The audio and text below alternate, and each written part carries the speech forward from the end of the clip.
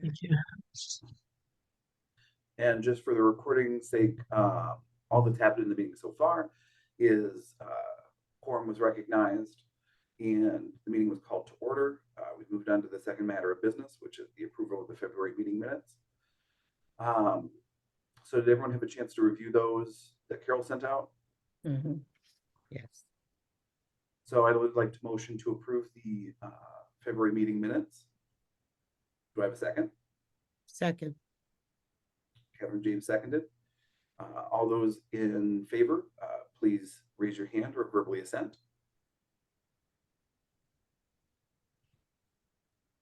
Any folks who are not in favor of approving the February meeting minutes, please raise your hand or make some sort of verbal indication.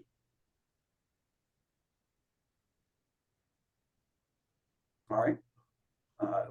Looks like the decision to pass the February meeting minutes was passed unanimously. Okay.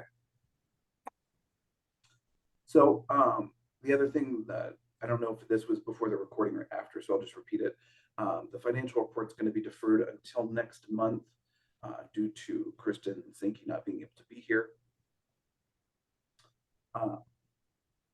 I guess I scheduled them to come in a little bit later because I was expecting us to do the financial report. So if we can do some of the committee reports now before they get here. And then when they get there, we'll switch to our presenters' topics.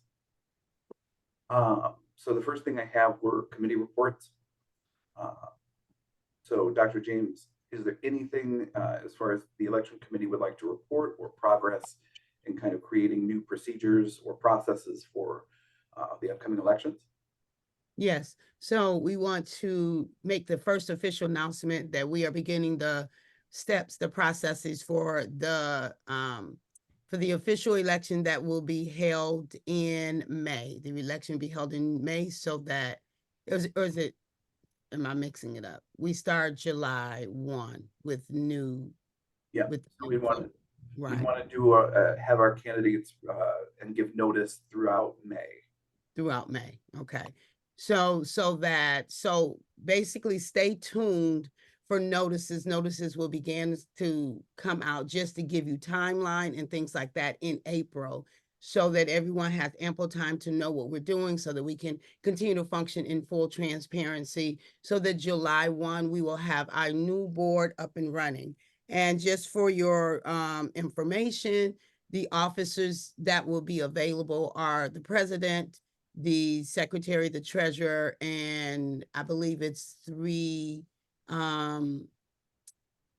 at-large members. So there will be 6 roles available to run for election, and all members are available to run. And there are some stipulations as to who can run for president, but other than that, all members are available to run, and all of that will be available to you going out in April, just so that you as members can prepare yourself to function in the election, or at least to just be aware of what it looks like.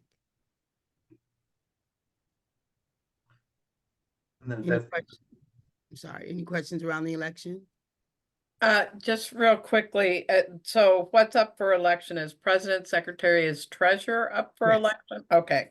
Yes. I just missed that. Mhm. Sorry. And so it's just as a reminder, all the positions that we hold right now, except for the past president's role, which is the one I'm in, was an interim position, just to bridge us over from the absence of these positions and to prepare us for this election that aligns with our bylaws. Well, they all align with our bylaws, but that puts us back on track. Okay, thank you. You're welcome. And then the only question I had is, do we have any updates on the process? Because I know there were some concerns with that with the emergency election in terms of like, I know one of the issues was that a previously used email that other people who were running had accessed previously was used. Do we have a development there in how we're going to insulate that process more to the election committee? Yes. And so we haven't chosen the software, but we will not use email. We will use a software that is more robust and not user friendly, because email is user friendly, but more robust and protects anonymity and things like that. But also that doesn't allow for duplicate voting. And so one of the reasons that we did go with email is because we were under time constraints and other constraints based upon what was happening. And email allowed the election committee to actually make sure that it was one unique vote per member. And other softwares, we would have had a learning curve and all those kinds of things. And we wouldn't have been able to absolutely assert that we know that these people are members and that they only had one vote. Those things were really important to the election committee. But now we have time to vet in different softwares or use different technologies that is basically more, because the email was archaic. It was, but it also addressed the anonymity and unique vote concerns that we had. So yeah, we will use a different software. It will not be done by email, as which I do want to bring to bear, as all MMHCA elections have been done by either email or in-person vote. But from what I can tell, they've all been done by email. So this will be the first time that we use a third-party software, if you will, to do it. Could you get us some information on the softwares that you're thinking of by like the 1st of April? Would that be okay? Yeah, that'd be fine. Okay. I will. And if we can create some sort of release just to send to membership, kind of announcing the upcoming election so that they can kind of think if they want to run. But maybe sometime early this week, if we can just draft an email to send out to membership about that. Yes. Okay, will do.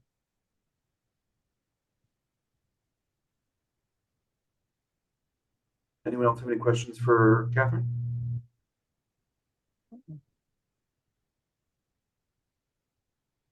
Catherine, is there anything you wanted to say more on that before we move on?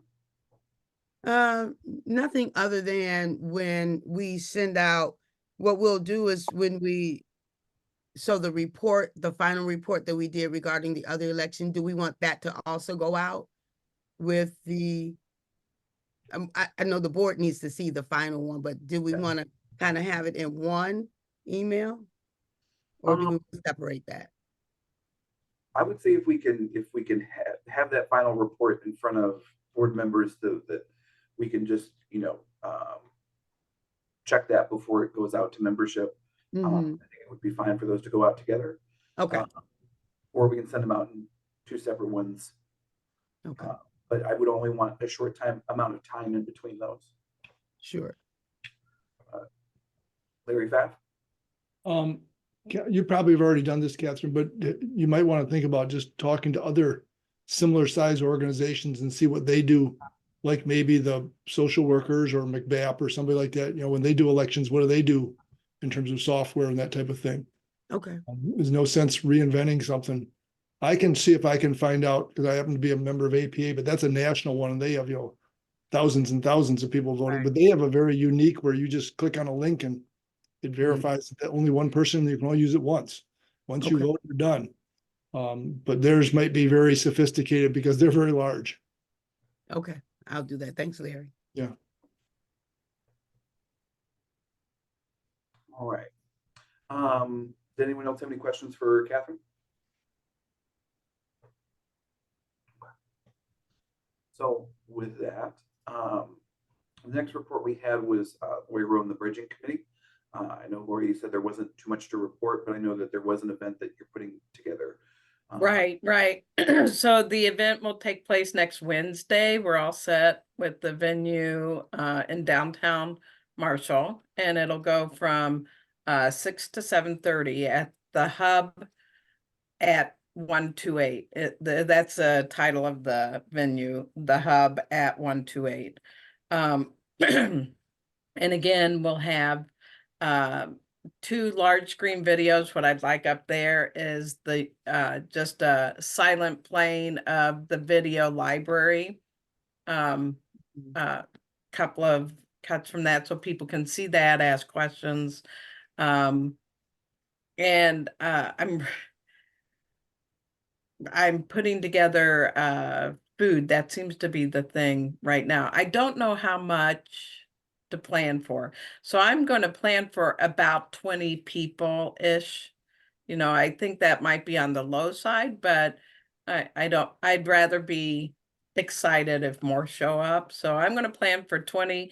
If I run out of food, it's only an hour and a half. I think people would be able to find food next door or something at Mike's Place or whatever.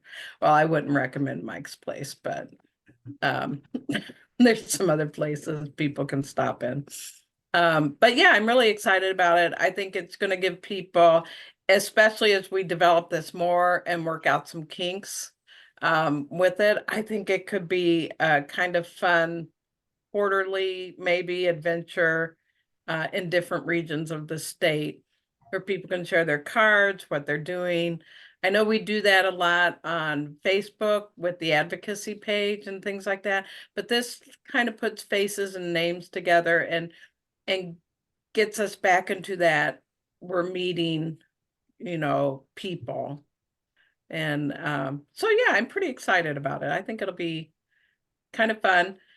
I'm getting cheesecakes, these little mini cheesecakes. There's a woman who's trying to develop a cheesecake business, so I would like to support her, if for nothing else, so I can try her cheesecakes.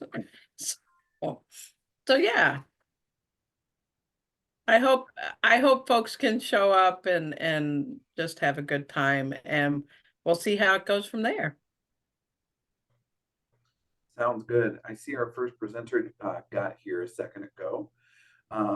So I just want to say one thing, and then we can kind of transition from that. And then we'll come back to questions for Lori. So one thing I did want to mention is I was thinking potentially as a thing for the bridging committee or initiative is if we could put on some sort of like brief, either webinar or in person with some sort of online component, an explanation of insurance and how insurance works for recent graduates. Just like what is that? What are these terms and what do these things mean from the practitioner side?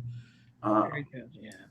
Because that was one thing I was just kind of thinking about, and I was like, we don't get any talk about that in grad school, and it was super confusing to me when I got out.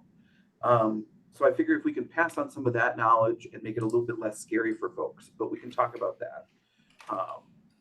If you want to set up a time, Lori and anyone else who's interested as well. Yeah, that sounds good. That sounds good. Yeah. All right. So we'll come back to Lori's report and any questions for her, but I want to introduce our first presenter today. This is Kevin Kraft from Career Plug. It's a software which helps employers with staffing. And I'll shut up and let him talk. He's going to give us a short 10-minute or so first high-level introduction to what they do and the partnership ideas for MMHCA. Yeah, thanks, Chris, for having me, and I appreciate the board for allowing me to join today. I know you got a lot of topics you probably need to get through on your agenda, so I'm going to keep it short and sweet. I'm really just going to introduce myself and Career Plug and the potential of what we can do together. Just before I get into that, I'll just introduce myself, Kevin Kraft, out of Omaha, Nebraska. So if anybody needed to talk to somebody from Nebraska today, you can mark that off on your bingo card. But Chris, funny that you bring up insurance because my whole background before Career Plug was insurance. I'm a licensed property and casualty producer. I'm a chartered property and casualty underwriter. I worked with Berkshire Hathaway for about a decade. They're a little company out of Omaha that own a few things. Insurance companies are one of the things they happen to own. And my job really ended up being helping independent insurance agencies run their businesses. Everybody knows State Farm and American Family and Allstate. Well, there's also independent agents like Kevin Kraft Insurance Agency out there. And I ended up running a nonprofit association in the state of Nebraska called the Independent Insurance Agents of Nebraska. It's a very clever name that we came up with. But our whole mission was to help our member agencies, which was about 600 of them, run their businesses. Insurance agents are good at selling insurance, but all that back office, accounting and hiring and marketing and all the things that go along with running a business, as you all know, that's not what their specialty is. And so they joined our association and they all had the same pain point. No one wants to work in insurance. No one wants to work in the middle of Nebraska in insurance. So my board of directors said, Kevin, go find a hiring solution that we can provide as a member benefit to our members. And what I found was a company called Career Plug. The main reason I found Career Plug is they were formed 20 years ago and their first client was State Farm Insurance. So I was like, if this is good enough for State Farm to roll out to their agents, it's probably good enough for me to roll out to my independent agents. So I'm a former Career Plug client. I'm a former Career Plug partner.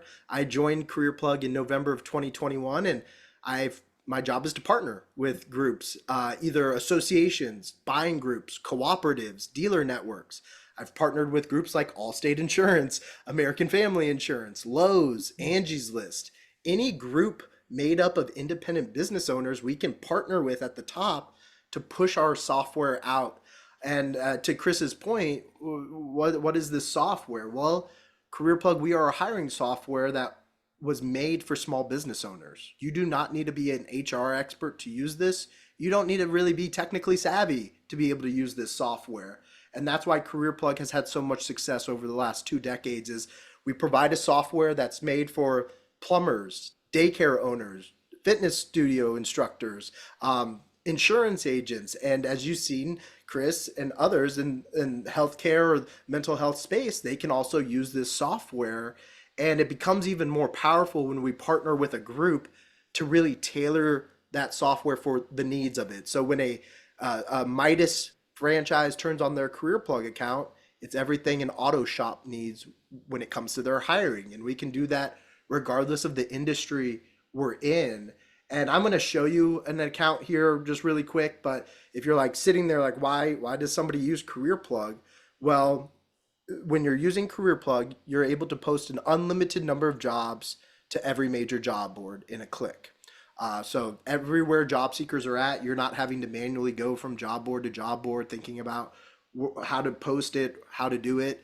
You just use your Career Plug account, and because of our partnerships with those places, your job gets pushed to those boards. You're able to use the in-app texting feature to automatically communicate with applicants. So once again, saving yourself or your managers a lot of time and energy where they're not having to manually back and forth with applicants. Also, you can use the system to pre-screen and evaluate your applicants. Have it throw the bad apples in the trash and only let you know of the good apples. So you're not wasting your time digging through a stack of resumes of people that have no business applying to your jobs in the first place. And the whole point of that is to quickly make hires. Speed is the name of the game nowadays. And a lot of small businesses, they need a tool that streamlines things and obviously leverages our automations to save themselves time, energy, and money. And we're doing what I'm proposing we do is the same thing we've done with all these other groups. When a Perkins restaurant needs to hire, they turn on a Career Plug account through Perkins, and it's everything that restaurant needs. Or when a ServPro restoration company needs to hire, they turn on their Career Plug account through ServPro, and it's everything a restoration company needs. That is the power of our partnership model, and that's what we can do with associations as well. And to put that in perspective, going back to my old employer, the Independent Insurance Agents of Nebraska, if you go to their website and find your next hire, this was our board's whole initiative.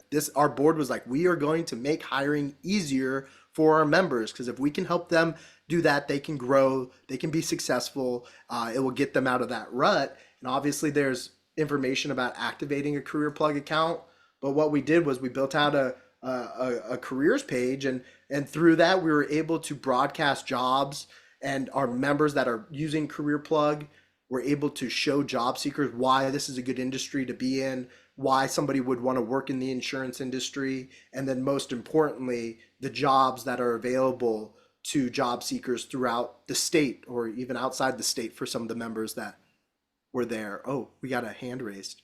Yes. And I'm sorry, can you scroll up and say again did you say you end up creating, you create something for the company that, like Yep. for this? Okay. So this is, if you notice the URL up here at the top, it's iin.careerplug.com. We built this page for the association. Also, if you take a second and you go to like Midas's corporate page, they're also leveraging a career plug page. So if you go, I believe, down to the bottom of their page, they have a, where's their careers button? Oh, maybe they moved it up to the top. Oh, yep, it's right at the top. So Midas, you go to their website, you click on careers, and then you wanted to work at one of their franchise locations. If you hit apply now, midas.careerplug.com. So we build these pages. So yes, to a member, the benefit is they're on Indeed, they're on ZipRecruiter, they're on Glassdoor, they're on LinkedIn, but they're also on their association or their network's careers page. So they're driving job seekers there. And that's where a business, and Chris, I know Mark's using this at your office, but this is what a career plug account looks like. This is what it would look like to a business owner. This is where you can post an unlimited number of jobs. This is where you can get an unlimited number of applicants. You can have an unlimited number of users within your account. And everything is done from this one hub, a one-stop shop hiring solution to post jobs, to process applicants, to move them through a hiring process, to convert them to hires. And you can see we turn it into a clicking process. And to a business, why do they start a career plug account? Because they need a hire. And this is my American Family partnership. I just launched that this year with American Family. So I have a call with them right after this call. But the same thought applies, is when an American Family agency needs to hire, they turn on their career plug account through American Family. They already have job templates in there that we built out with the corporate team. So they need a sales specialist, express post, confirm the compensation, they're done. 3 clicks. They just posted a job to every major job board, and now they have time back in their day. They didn't have to think where to go. They didn't have to think of what to type. They didn't have to think. They just used what was defaulted through the partnership model. And that way, people like Ty, who's an AmFam agent down in Arizona, this is what his job looks like. He posted this from his career plug account, and it looks like he went directly to Indeed and posted that. And most importantly, we made it so a business can apply, post a job in a click. You need to make it so your applicants can apply for a job in a click. So Career Plug's partnerships with Indeed, we have that easy apply functionality. If that same applicant goes to ZipRecruiter, they have that quick apply functionality. I would go into the careers pages that's attached to the account that each business gets. I want to be respectful of your all's time. But the whole point of that is, for a business owner, it doesn't matter where they apply from. They all come back into your career plug account, and you can use the system to pre-screen and score your applicants. So if you're like, I need a licensed person, and they answer, no, I'm not licensed, you can have the system throw them in the trash. So you're like, I'm not looking at people that I can't hire for this role. And what hopefully most people are using their career plug account for is to quickly get in contact with their applicants. And that would be using the texting feature built into the account. Applicants expect to be communicated within 24 hours of applying. They expect an interview within 72. Those are hard numbers to meet as a busy business owner. So emailing them is the worst way to possibly communicate with applicants. Calling somebody out of the blue is not a good way to communicate, because if you call me and I don't know your number, I'm not going to answer your phone call. So that's why texting is such an important feature to have in your hiring process, because when somebody applies for a job and they get a text minutes or hopefully within hours of applying, you can say, hey, thanks for applying. I'd love to schedule an interview. And you can use our automated interview scheduling feature that allows you to say, hey, I want to interview with James. Done. The system is automatically texting back and forth with applicants using a calendar integration. So you as an owner, you don't have to back and forth with applicants. Leverage the system's automations. Once you identify a good applicant, autopilot the interview process and have the system automate that, so you can focus on your patients or what's going on in that day. And the next time you sit down at your desk, you already have interviews scheduled on your calendar. Like I have one Monday at 1 p.m. or Tuesday at 9:45. I never spoke to those people. They simply got, my dog's coming in here to say hello to. They simply got that automated text message. and they were able to apply for my job. And that is how, at its core, Career Plug makes hiring easier. You can post an unlimited number of jobs to every major job board. You can pre-screen and qualify your applicants. You can communicate with applicants in a click, and that's how you convert people to hires. And this is something, as Chris knows, Red Cedar came to us as a retail account. Obviously, one-off businesses can use Career Plug. The price at that point is our retail pricing, which is $1,595 a year for a Career Plug account with everything on an unlimited basis. Through our partnership model, we discount that at least 50% to the members of that group. So instead of $1,595 a year for that one location, it'd be $795 a year, which everybody loves to make hires and save money. And that's really what Career Plug's partnership model is born out of. I know I spoke really fast and I was moving quick, but I wanted to I was be. about to say I needed to cut you off. Sorry about that. We Yep. have some other presenters today as well. Yep.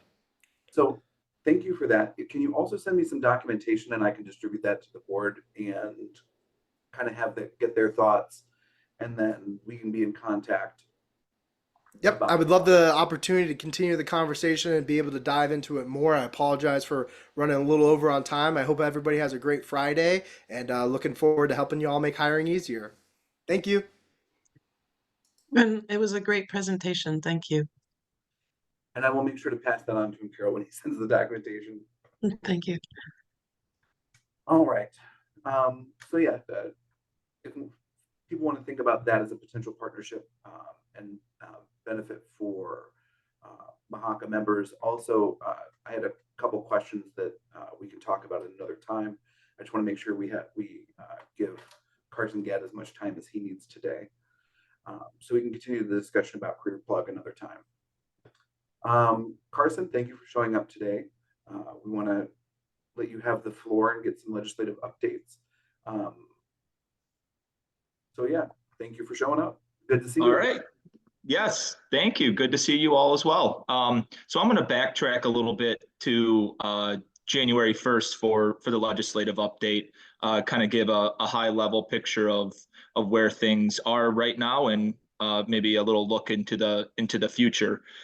So in November, actually, there were two House Democrat members who ran for mayor, and both of them ended up winning. So the majority was 56-54, with both of those members winning. The House majority actually vanished there for a bit and is currently sitting at 54-54. So a tie on the House floor.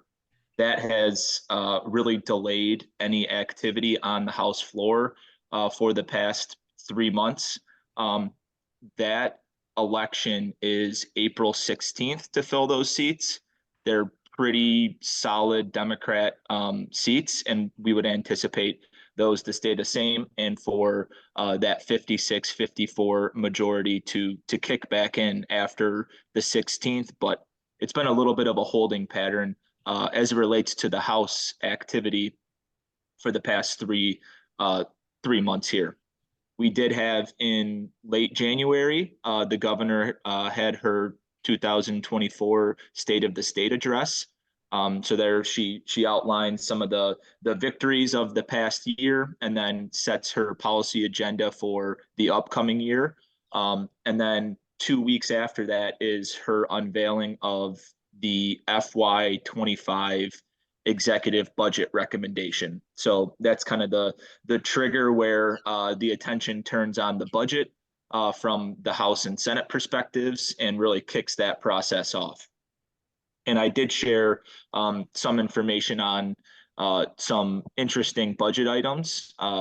One that I did want to highlight is funding for increased Medicaid reimbursement rates for mental health professionals. That was included in the budget. This is something that we saw proposed in the House version of the budget last year, but the House and Senate were not in agreement on what that final form would look like. We did talk with the House chair last year, who said, let's look at 2024 to try and get this done.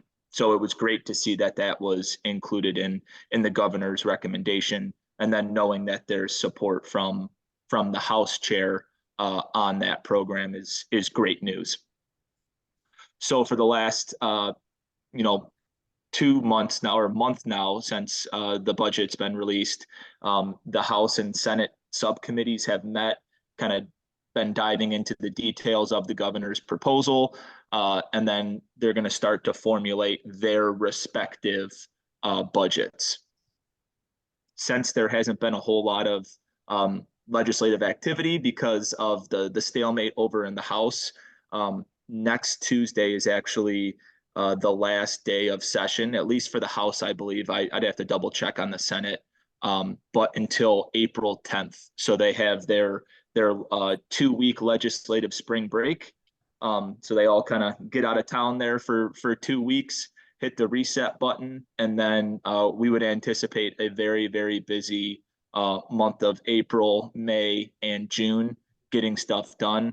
There's a lot to do because there's been, not as much activity on the floor side of things in legislative movement. So, and then, a week after they come back, the elections kick in. So it's almost like the calm before the storm here a bit before the week of April 9th kind of kicks things into full gear. So that's a real high level update. One last thing I did want to mention too is just to put on everyone's radar in case you didn't know, is that I believe it's April 19th is the next Board of Counseling meeting.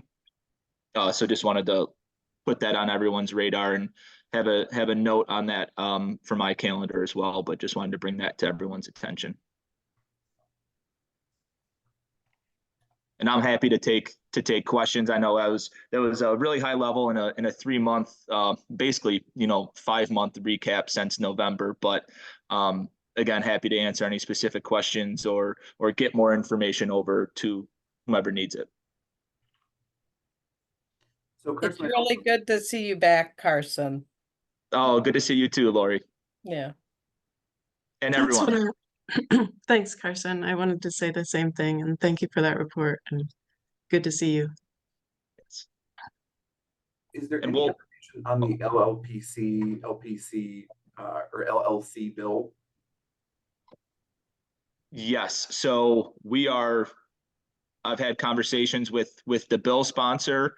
As soon as we're able to help, mobilize and get him the information he needs, and getting logistics worked out to for committee hearings and all that stuff, they're willing to get this done hopefully before the summer break. And in my mind, this is a little bit of insider baseball, but you'd really like to get any bill out of the first chamber before the summer break. So that's a little goal that all of us have on any legislation, because as it gets into an election year and the fall and then lame duck, I mean, crazy stuff can happen. So you really want to make sure that bill is out of the first chamber kind of before the summer recess, and especially in an election year. So do we have any information, or do we know whoever's setting the calendar for the relevant committee, do we know how likely they are to actually bring it to a committee vote? Yep. So I've had conversations with the chair, which is Rep. Julie Rogers. She's over in the Kalamazoo area, I believe, definitely over on the west side. And she has knowledge, works really closely as well with the DHHS subcommittee chair, who's in charge of the budget, who actually it was funny, she had an experience with a friend who I believe is an LLPC, and her friend talks about how you're almost disincentivized to treat those on Medicaid, and you're incentivized to go and try and find private insurance. And then so she has that anecdote. That's why she's supportive of the Medicaid reimbursement rate increase. So we've had those conversations. she's definitely willing to do it. It's such an easy technical fix. This is, something that should kind of go through pretty easily. No opposition.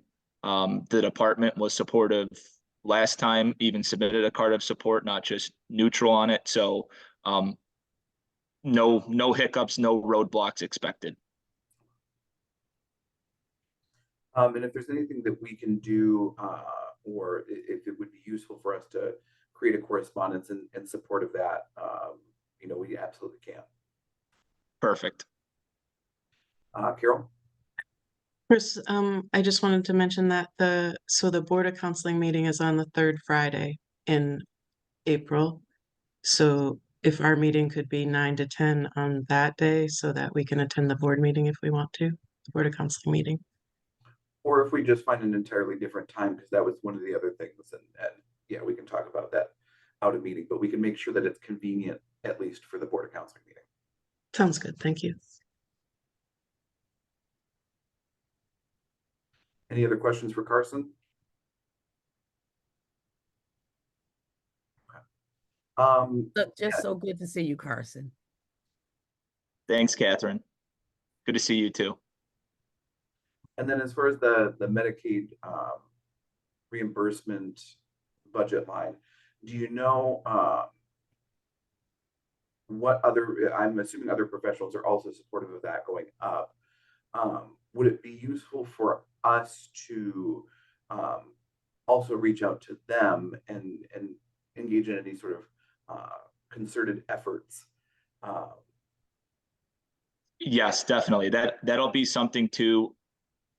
So the way that this is kind of done is something's kind of proposed and it's not really formulated yet. In the actual description, they did mention counseling. So first would be to make sure that LPC and LLPC codes are included in that, and that we're a part of that increase. And then it's figuring out what other codes, what other professions would be positively impacted by that, and then working with them as kind of allies and advocating with them for this. Okay. And you had said that Julie Rogers, the chair of the committee, had that kind of personal anecdote from someone that she knows that's a practitioner. If she ever needs any other kind of insights, or if she wants to talk to someone who's been through kind of the ringer with Medicaid, and I would be happy to offer any sort of conversation or time to her for that. I think I sent you an advocacy letter that we had used to send out to representatives as well. If you need anything else like that, just let us know too. Sounds good. All right. So if there's not any other questions for Carson, we can let him take off and do all the busy stuff that he's probably doing. Well, thank you all again, and have a great weekend. I don't know about the weather today, but I think tomorrow is supposed to be pretty nice. So everyone have a great weekend, enjoy the nice weather, and happy St. Patrick's Day. Yeah, to you as well. Take care. Thanks.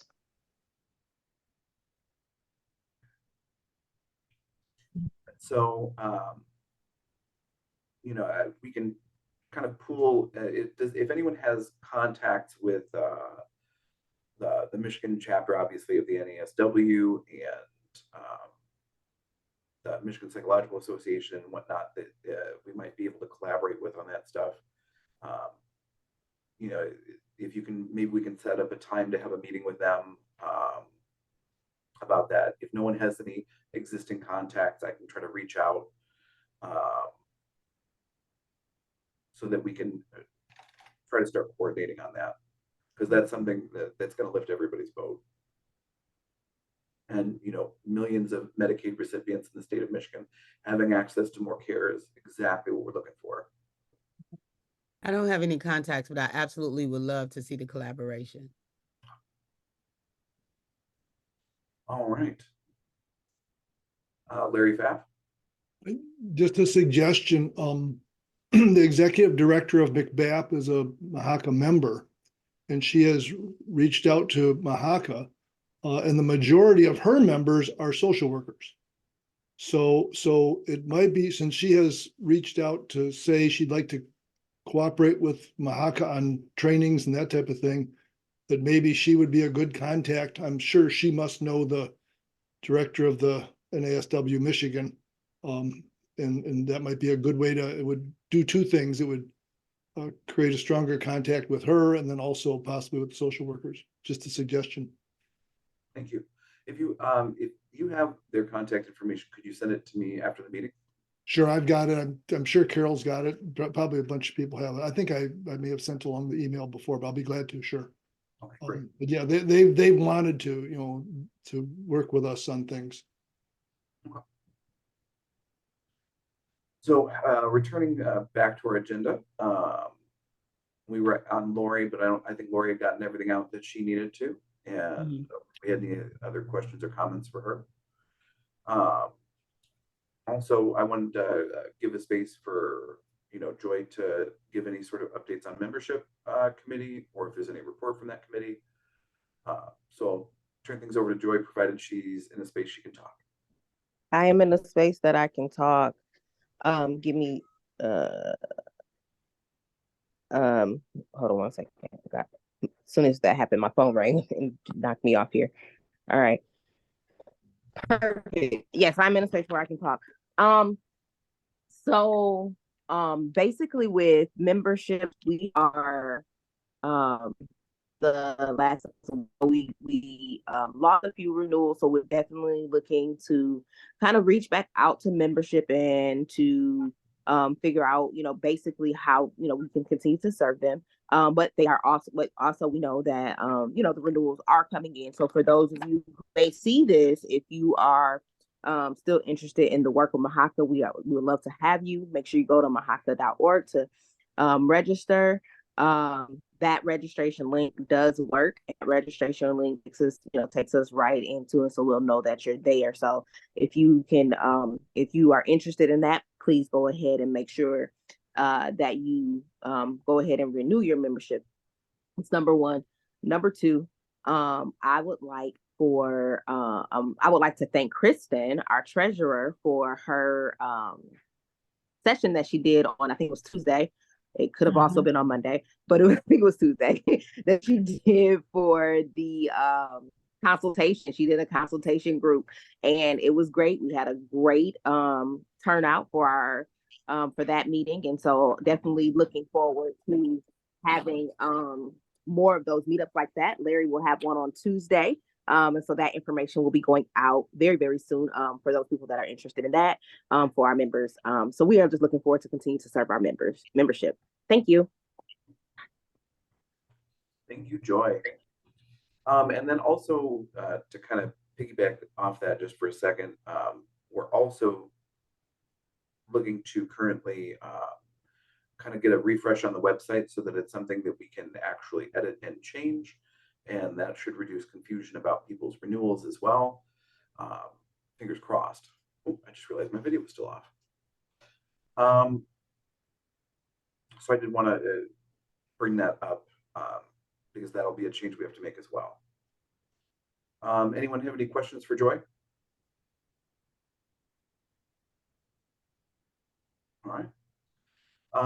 So next thing on the agenda is bylaws. We have a clean copy of the new version of the bylaws that we can begin to send out to membership for comments.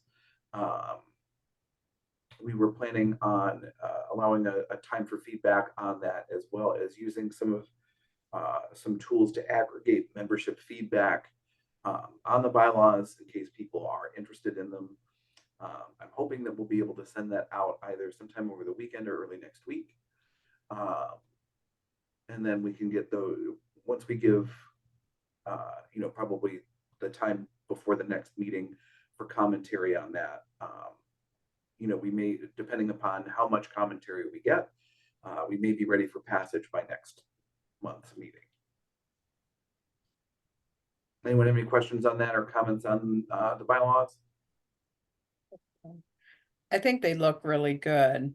I'm really impressed with the way they're really being fluffed out and made more accurate. They make a lot more sense and are addressing issues that we've all run into in the past couple of years.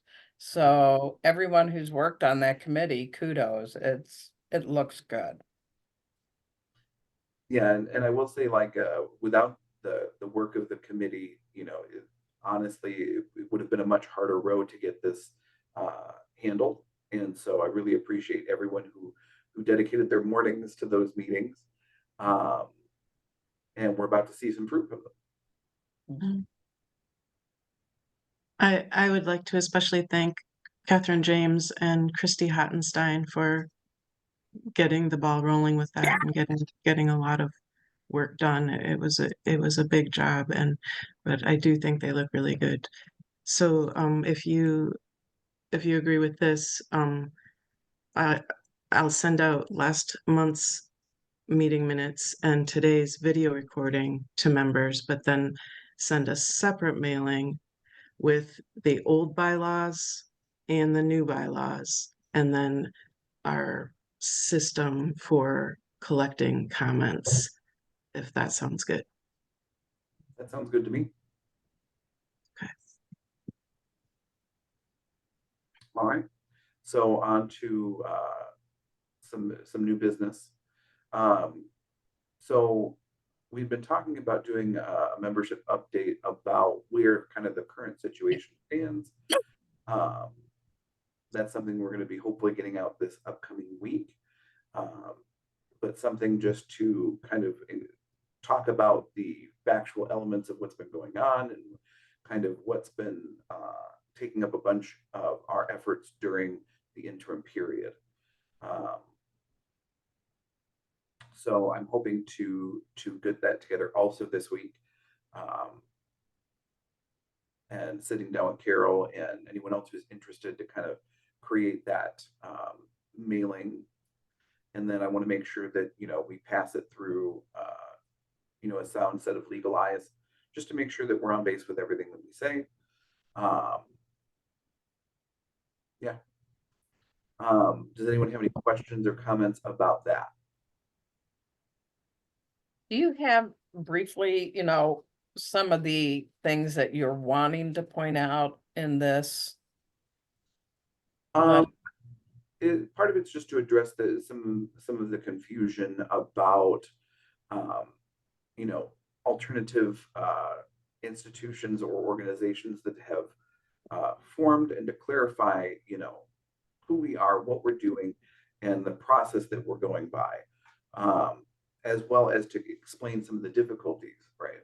Some of the common questions from membership has been concerns about like their membership dues or financial considerations. And so making clear what we can about that in kind of a longer format than just answering questions, say on Facebook, and that goes out to everyone who may not be involved in may not be on Facebook or not see it that week, just something that has a somewhat definitive statement from the organization, obviously within the bounds of what we can talk about. Right. Okay. The election update, Dr. James already kind of gave that earlier during the election committee report. The next thing was commenting on the Change Healthcare situation. I don't know how many people are familiar with that or the details of it, but it's something I've been having to do quite a bit with. But we wanted to send some stuff out to folks that may not be as familiar or just might be kind of confused on why their insurance claims are suddenly taking, substantially longer, as well as possible avenues of remedy for membership. Because I've been seeing a lot of fear about, what this means for a lot of the smaller practices who, may not have financial resources to stop receiving claims. And so some commentary on that, as well as some potential solutions, at least in the short term, for making sure that they can still, be financially viable. Does anyone have any specific like understanding or knowledge about what's happened and kind of what's going on and the steps that wants to contribute to that? Or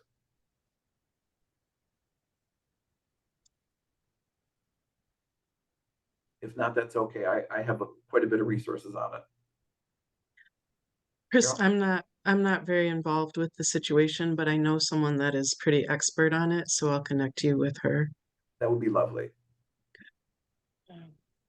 I know that I talked with my one of my folks from my billing company earlier this week, and he had made mention that there have been some glitches, you know, with getting reimbursements, and just talked very briefly in lingo that I didn't always understand about some of the difficulties they're having with the insurance companies and not filing through. I know the Medicare thing has really put a sticky widget in their process, and because there were things like, for example, starting with the Medicare patient, Medicare wasn't allowing me to use the intake code or the evaluation code of 791. And they refused that particular code. And then they're working that out with the billing company and Medicare and all that. But, you know, he was under the impression there's a couple other insurance companies that evidently got, I don't want, hacked. And they're trying to work out things on their end, and everything sort of came to a stop in terms of reimbursements. And it sounds pretty complicated. So yeah, it'd be great for us. I like the idea of the insurance workshop. What is the lingo? What is the process typically? Where can there be glitches? Things like that. Yeah, and this event didn't inspire me to that, but it definitely kind of adds to it. Mhm. So just in case people here aren't aware, so basically the issue was that Change Healthcare is a clearinghouse, which is basically it routes claims to payers, often from like EHRs, where you submit it to the clearinghouse. They kind of bundle everything and then send it to the payer, who then gives their response and sends it back through the clearinghouse. And so if you're doing any sort of electronic billing, they're the ones that are kind of doing the handoffs between your EHR and the payers themselves. And Change Healthcare serves one of the biggest electronic health record systems of therapy notes. So the issue being is that a lot of people are suddenly kind of stuck in the lurch because the person that would normally hand their claims between their EHR and the insurance company and vice versa has basically shut down due to a kind of long-term attack, it seems, and Change Healthcare, even though they aren't the clearinghouse for everyone. In some way, they have their hands on, I think it's like 1 out of every 3 claims in the United States. So in some capacity, they deal with those with 1 out of 3 claims. And for a lot of these payers now, that's stopped, right? And there's other clearinghouses that you can use, absolutely, which has been one of the ways that people have been dealing with this, or it's at least limited how much they're affected. But yeah, and we're still waiting to hear back of how Change Healthcare and some of those affected systems are going to respond, how they're going to prevent certain things in the future, as well as the scope of the PHI breach. Right? When you think 1 out of 3 claims goes through the system, if this system is hacked, how many people's health information was, gotten a hold of, and who has it? Those are things we don't know, and so that's why this has been so dire, from all sorts of aspects. Because my guess would be is it's one of the largest, if not the largest, exposure of PHI probably in the history of modern healthcare. So it's a serious matter. But yeah, we can set up something to talk with folks about that, kind of explain what it means, what on a high level, what it means on a practical level for practitioners and potential solutions to it, or at least ways of managing the impact on members. So if anybody's interested in that, too, and would like to work on that with me, just let me know. Otherwise, I'll wait for Carol's contact on that and then put something together, and hopefully we can get that out also this week. All right, that's the end of our business for today. Is there anything else, any last bits that any board member wants to say? Oh, well done, everyone. All right, then I motion to adjourn the meeting. I second. Motion to adjourn has been seconded. Everyone who agrees, please raise your hand or give verbal assent. Thank you. And any who want to vote nay, please raise your hand or give some sort of verbal indicator. All right, the motion to adjourn has passed. Thank you, everybody. Good to see everyone. Have a good one.